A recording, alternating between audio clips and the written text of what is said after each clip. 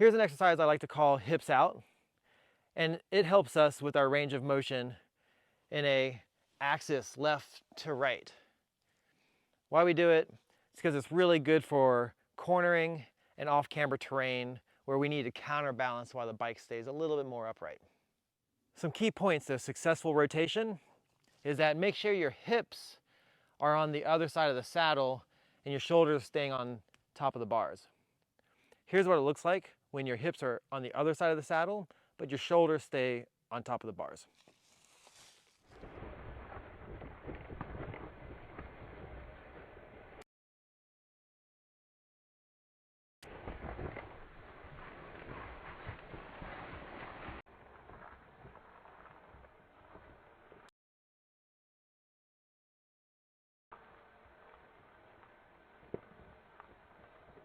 All too often I see people who think they're rotating, but they're putting their shoulders on the other side of the bars and their hips are staying over the saddle.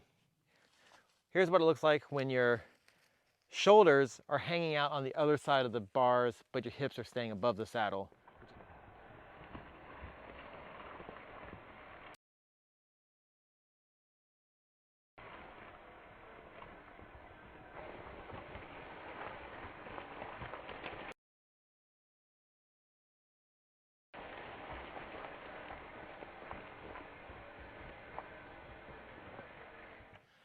Remember, start at 50 to 60% of your fast speed.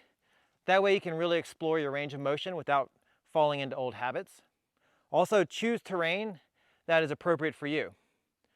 If you're in terrain that's too difficult, it will make it hard for you to concentrate on the hips out action.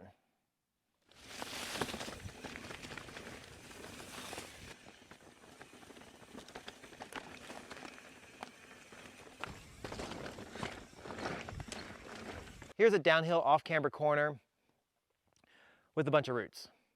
I'm going to use rotation with my hips out to keep my traction on top of my tires, really driving them into the ground.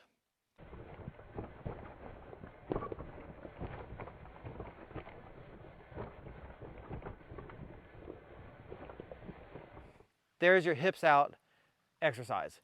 15 to 30 minutes at a time, whether you're in a straight line or in a corner. Your hips are always to the outside of your saddle, never directly above it. Start balanced on your feet, light hands. Start with a nice hinge. Hips always to the outside of your saddle. Point your knees in the direction that you want to go.